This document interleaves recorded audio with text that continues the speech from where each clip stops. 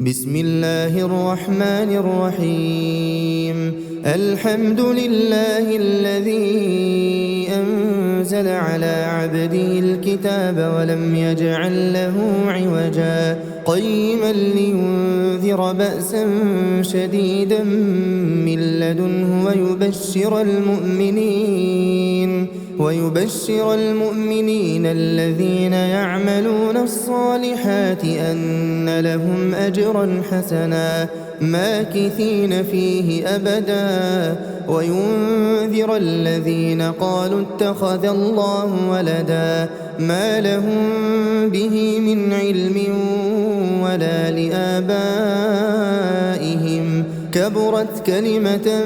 تخرج من أفواههم إن يقولون إلا كذبا فلعلك باخع نفسك على آثارهم إن لم يؤمنوا بهذا الحديث أسفا إنا جعلنا ما على الأرض زينة لها لنبلوهم أيهم أحسن عملا وإنا لجاعلون ما عليها صعيدا جرزا أم حسبت أن أصحاب الكهف والرقيم كانوا من آياتنا عجبا إذ أوى الفتية إلى الكهف فقالوا ربنا آتنا من لدنك رحمة وهيئ لنا من أمرنا رشدا فضربنا على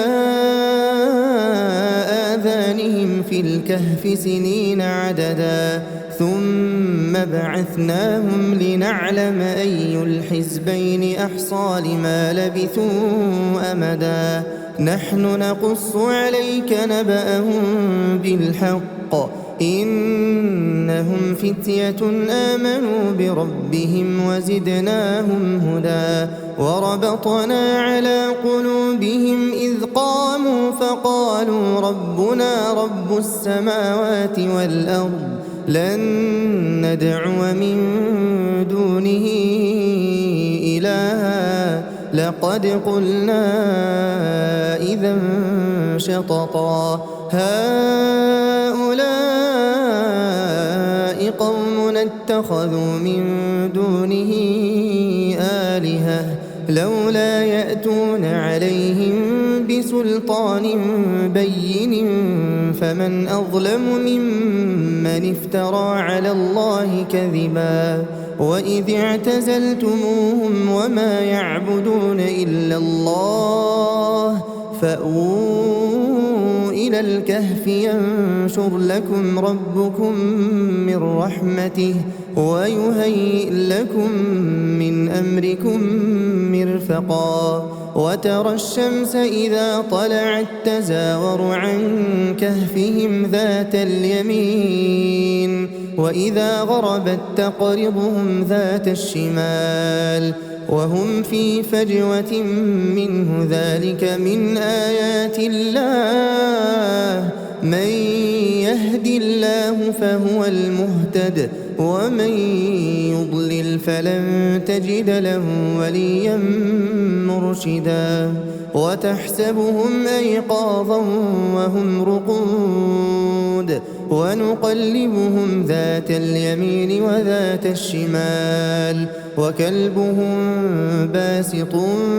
ذراعيه بالوصيد لو اطلعت عليهم لوليت منهم فرارا ولملئت منهم رعبا وكذلك بعثناهم ليتساءلوا بينهم قال قائل منهم كم لبثتم قالوا لبثنا يوما أو بعض يوم قالوا ربكم أعلم بما لبثتم فابعثوا أحدكم بورقكم هذه إلى المدينة فلينظر أيها أزكى طعاما فليأتكم برزق منه وليتلطف ولا يشعرن بكم أحدا يظهروا عليكم يرجموكم أو يعيدوكم في ملتهم ولن تفلحوا إذا أبدا وكذلك أعثرنا عليهم ليعلموا أن وعد الله حق وأن الساعة لا ريب فيها إذ يتنازعون بينهم أمرهم فقالوا بنوا عليهم بنيانا ربهم أعلم بهم قال الذين غلبوا على أمرهم لنتخذن عليهم مسجدا سيقولون ثلاثة رابعهم كلبهم ويقولون خمسة سادسهم كلبهم رجما بالغيب ويقولون سبعة وثامنهم كلبهم قل ربي أعلم بعدتهم ما يعلمهم إلا قليل فلا تمار فيهم إلا مراء ظاهرا ولا تستفت فيهم منهم أحدا ولا تقولن لشيء إني فاعل ذلك غدا إلا أن يشاء الله واذكر ربك إذا نسيت وقل عسى أن يهديني ربي لأقرب من هذا رشدا ولبثوا في كهفهم 300 سنين وازدادوا 9 قل الله أعلم بما لبثوا له غيب السماوات والأرض أبصر به وأسمع ما لهم من دونه من ولي ولا يشرك في حكمه أحدا واتل ما أوحي إليك من كتاب ربك لا مبدل لكلماته ولن تجد من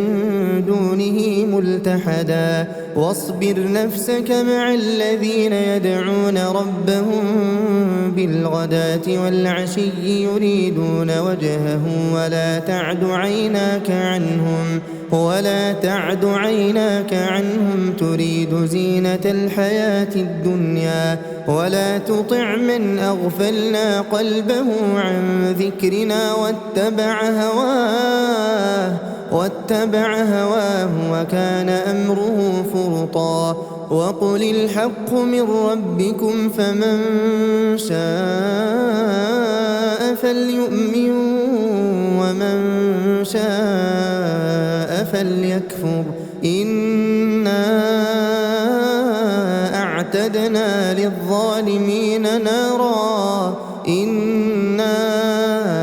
أعتدنا للظالمين نارا أحاط بهم سرادقها وإن يستغيثوا يغاثوا بماء كالمهل يشوي الوجوه بئس الشراب وساءت مرتفقا إن الذين آمنوا وعملوا الصالحات إنا لا نضيع أجر من أحسن عملا أولئك لهم جنات عدن تجري من تحتهم الأنهار يحلون فيها من أساور من ذهب ويلبسون ثيابا خضرا من سندس واستبرق متكئين فيها على الأرائك نعم الثواب وحسنت مرتفقا واضرب لهم مثل الرجلين جعلنا لأحدهما جنتين من أعناب وحففناهما بنخل وجعلنا بينهما زرعا كلتا الجنتين آتت أكلها ولم تظلم منه شيئا وفجرنا خلالهما نهرا وكان له ثمر فقال لصاحبه وهو يحاوره أنا أكثر منك مالا وأعز نفرا ودخل جنته وهو ظالم لنفسه قال ما أظن أن تبيد هذه أبدا وما أظن الساعة قائمة ولئن رددت إلى ربي لأجدن خيرا منها منقلبا قال له صاحبه وهو يحاوره أكفرت بالذي خلقك من تراب ثم من نطفة ثم سواك رجلا لكن هو الله ربي ولا أشرك بربي أحدا ولولا إذ دخلت جنتك قلت ما شاء الله لا قوة إلا بالله إن ترني أنا أقل منك مالا وولدا فعسى ربي أن يؤتيني خيرا من جنتك ويرسل عليها حسبانا من السماء فتصبح صعيدا زلقا أو يصبح ماؤها غورا فلن تستطيع له طلبا وأحيط بثمره فأصبح يقلب كفيه على ما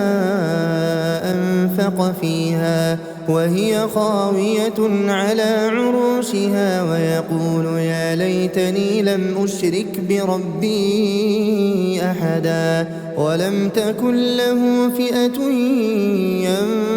ينصرونه من دون الله وما كان منتصرا هنالك الولاية لله الحق هو خير ثوابا وخير عقبا واضرب لهم مثل الحياة الدنيا كماء إن أنزلناه من السماء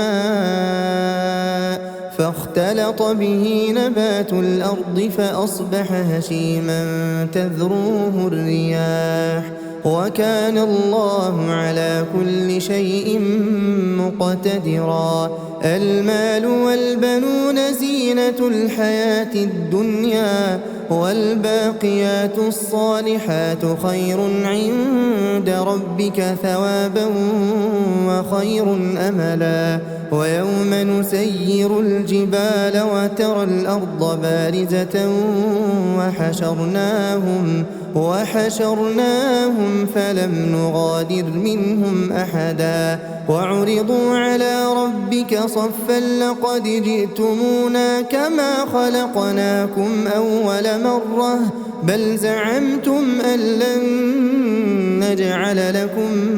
موعدا ووضع الكتاب فترى المجرمين مشفقين مما فيه ويقولون يا ويلتنا ما لهذا الكتاب لا يغادر صغيرة ولا كبيرة إلا أحصاها ووجدوا ما عملوا حاضرا ولا يظلم ربك أحدا وإذ قلنا للملائكة اسجدوا لآدم فسجدوا إلا إبليس كان من الجن ففسق عن أمر ربه أفتتخذونه وذريته أولياء من دوني لكم عدو بئس للظالمين بدلا ما أشهدتهم خلق السماوات والأرض ولا خلق أنفسهم وما كنت متخذ المضلين عضدا ويوم يقول نادوا شركائي الذين زعمتم فدعوهم فلم يستجيبوا لهم وجعلنا بينهم موبقا ورأى المجرمون النار فظنوا أنهم مواقعوها ولم يجدوا عنها مصرفا ولقد صرفنا في هذا القرآن للناس من كل مثل وكان الإنسان أكثر شيء جدلا وما منع الناس أن يؤمنوا إذ جاءهم الهدى ويستغفروا ربهم إلا أن تأتيهم سنة الأولين أو يأتيهم العذاب قبلا وما نرسل المرسلين إلا مبشرين ومنذرين ويجادل الذين كفروا بالباطل ليدحضوا به الحق واتخذوا آياتي وما أنذروا هزوا ومن أظلم ممن ذكر بآيات ربه فأعرض عنها ونسي ما قدمت يداه إنا جعلنا على قلوبهم أكنة أن يفقهوه وفي آذانهم وقرا وإن تدعهم إلى الهدى فلن يهتدوا إذا أبدا وربك الغفور ذو الرحمة لو يؤاخذهم بما كسبوا لعجل لهم العذاب بل لهم موعد لن يجدوا من دونه موئلا وتلك القرى أهلكناهم لما ظلموا وجعلنا لمهلكهم موعدا وإذ قال موسى لفتاه لا أبرح حتى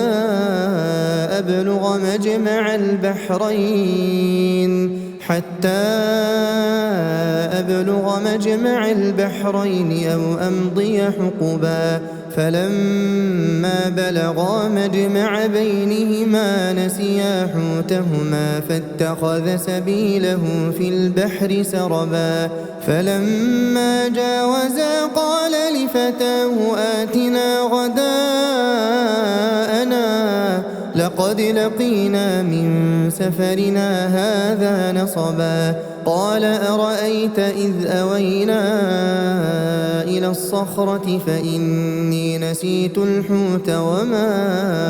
أنسانيه إلا الشيطان أن أذكره واتخذ سبيله في البحر عجبا قال ذلك ما كنا نبغي فارتدا على آثارهما قصصا فوجدا عبدا من عبادنا آتيناه رحمة من عندنا وعلمناه من لدنا علما قال له موسى هل أتبعك على أن تعلمني مما علمت رشدا قال إنك لن تستطيع معي صبرا وكيف تصبر على ما لم تحط به خبرا قال ستجدني إن شاء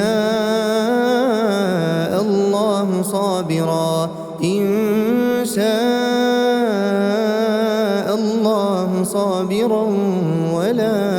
أعصي لك أمرا قال فإن اتبعتني فلا تسألني عن شيء حتى أحدث لك منه ذكرا. فانطلقا حتى إذا ركبا في السفينة خرقها قال أخرقتها لتغرق أهلها لقد جئت شيئا إمرا. قال ألم أقل إنك لن تستطيع معي صبرا. قال لا تؤاخذني بما نسيت ولا ترهقني من أمري عسرا. فانطلقا حتى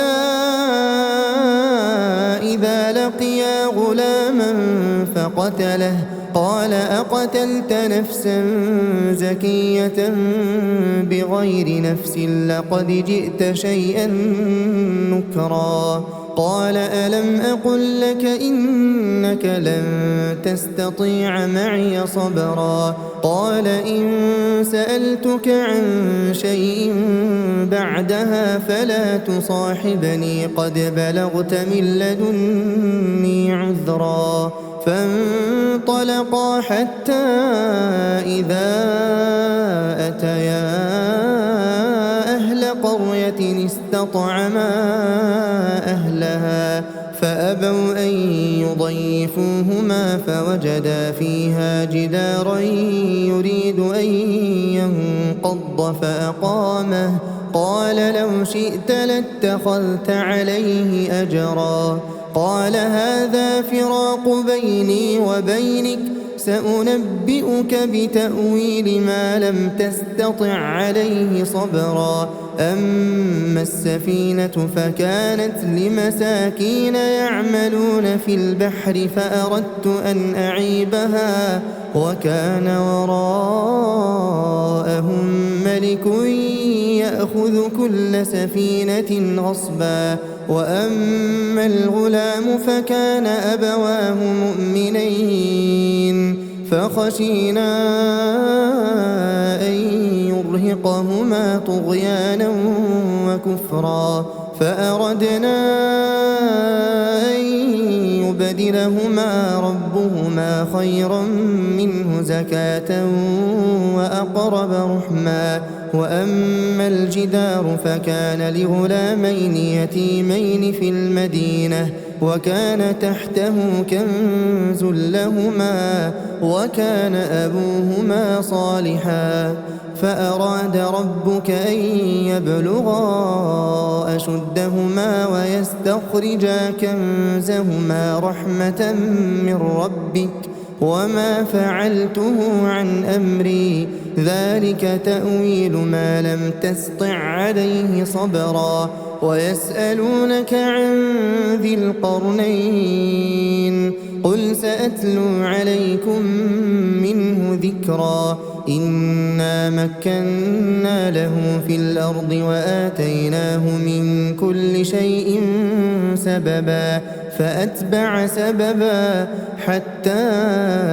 إذا بلغ مغرب الشمس وجدها تغرب في عين حمئة ووجد عندها قوما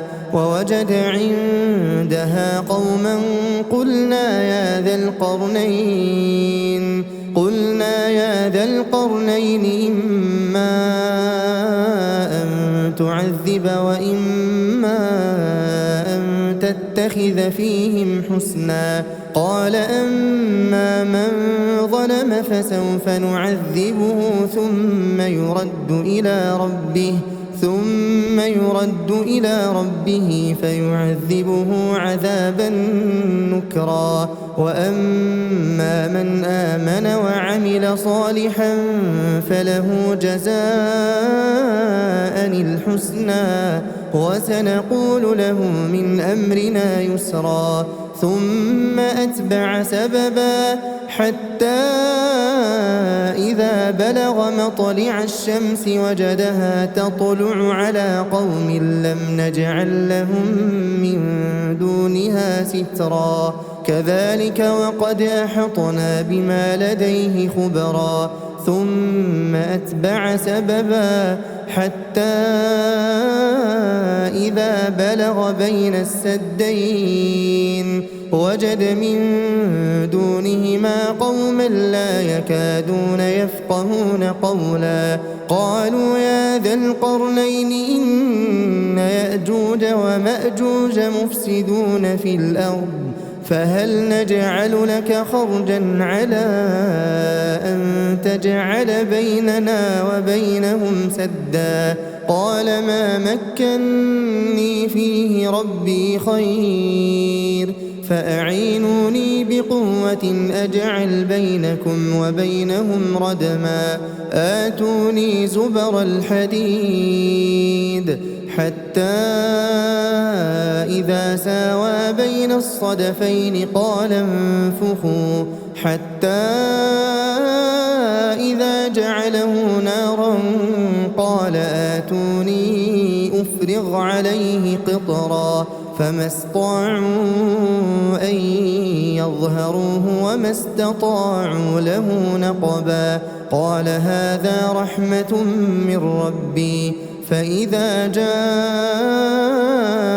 وعد ربي جعله دكاء وكان وعد ربي حقا وتركنا بعضهم يومئذ يموج في بعض ونفخ في الصور فجمعناهم جمعا وعرضنا جهنم يومئذ للكافرين عرضا الذين كانت أعينهم في غطاء عن ذكري وكانوا لا يستطيعون سمعا أفحسب الذين كفروا أن يتخذوا عبادي من دوني أولياء إنا أعتدنا جهنم للكافرين نزلا قل هل ننبئكم بالأخسرين أعمالا الذين ضل سعيهم في الحياة الدنيا وهم يحسبون أنهم يحسنون صنعا أولئك الذين كفروا بآيات ربهم ولقائه فحبطت أعمالهم فلا نقيم لهم يوم القيامة وزنا ذلك جزاؤهم جهنم بما كفروا واتخذوا آياتي ورسلي هزوا إن الذين آمنوا وعملوا الصالحات كانت لهم جنات الفردوس نزلا خالدين فيها لا يبغون عنها حولا قل لو كان البحر مدادا لكلمات ربي لنفد البحر قبل أن تنفد كلمات ربي ولو جئنا بمثله مددا قل إنما أنا بشر مثلكم يوحى إلي أنما إلهكم إله واحد فمن كان يرجو لقاء ربه فليعمل عملا